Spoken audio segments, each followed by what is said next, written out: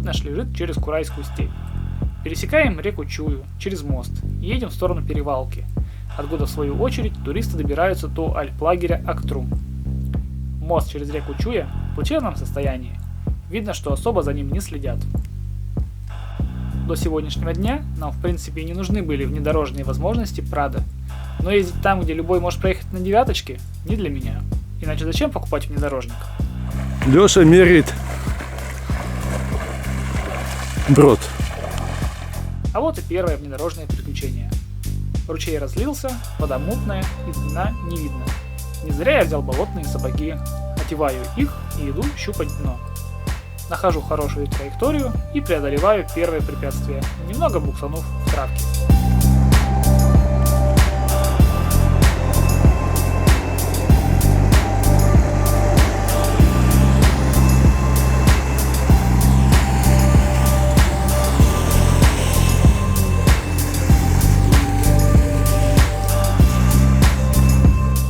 Дальнейшие броды проходим сходу, без всякой разведки.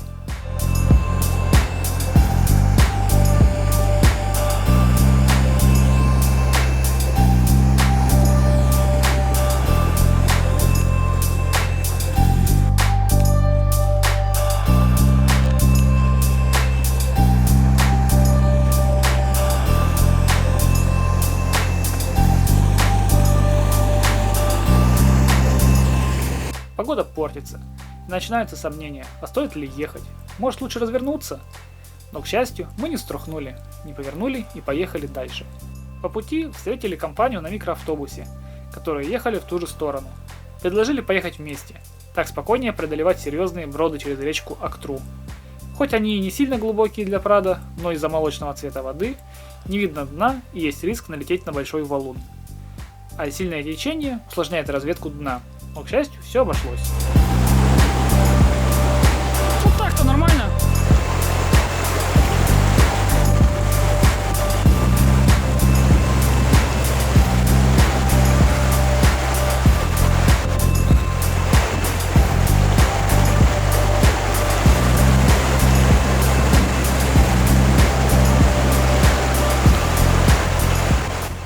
Доехав до озера, глядя на бегающие тучи, моросящий дождь, собачий холод, снова закрались сомнения, а не поехать ли обратно.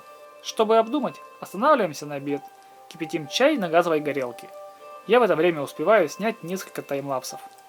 Парни на микроавтобусе поехали дальше. Тут наши пути с ними разошлись. Забрались высоко в горы. Чуть дальше озеро Джангысколь. Дождик кончился. Остановились попить чаю. В долине озера Джангысколь. Погода к моменту окончания перекуса так и не подала признаков надежды на ее улучшение. Поэтому решили ехать обратно. Уже поднимаясь на перевал, я оглянулся назад в зеркало заднего вида и увидел белый лик в небе. Это был знак. Мы поверили ему и все-таки решили вернуться к озеру и заночевать здесь. И это было очень правильное решение.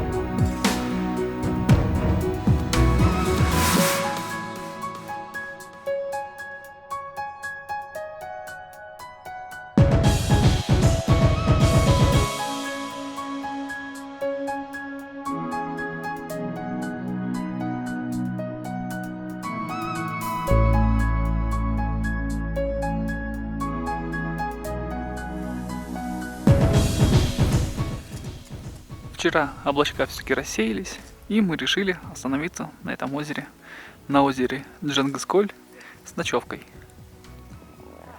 К сожалению, ночью было облачно, шел небольшой дождь, или просто с этой облачности до нас капало.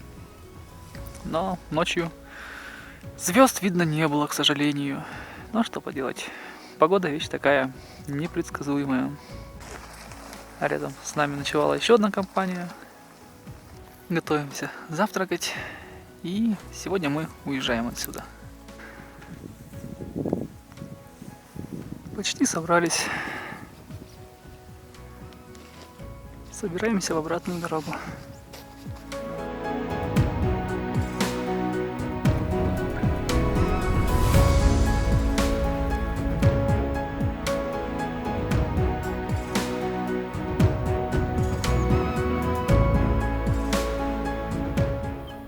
Старая юрта. Неизвестно, когда построенная. Ну вот. Очередная водная преграда.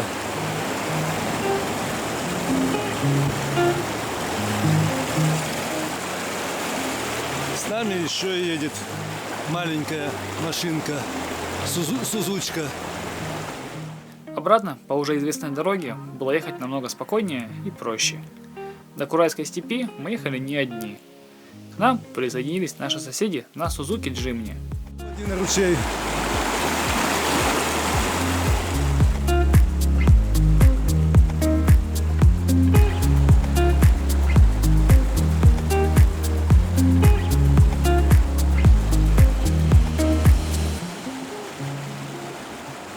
Водителю Джимни, конечно, пришлось потруднее, чем мне.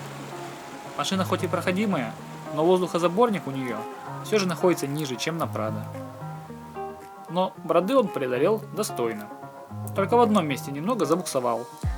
Но без проблем выехал сам, без посторонней помощи. Как и с предыдущими товарищами на микроавтобусе, наши пути снова разошлись. Путешественники на Сузуки Джимни поехали на юг, в сторону плато Укок, а мы же поехали на север. Вообще по плану мы хотели на 5 минут заскочить на Акташский ретранслятор, а потом доехать до перевала Ачик и там заночевать. Но нашим планам не суждено было сбыться.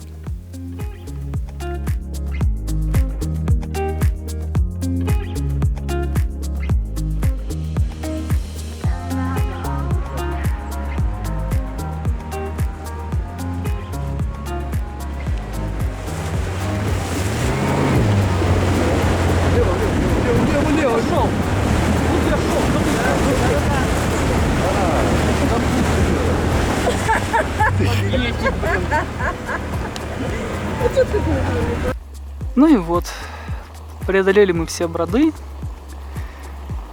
и собираемся покидать Чуйский хребет. Пока-пока, Чуйский хребет. Когда-нибудь увидимся снова.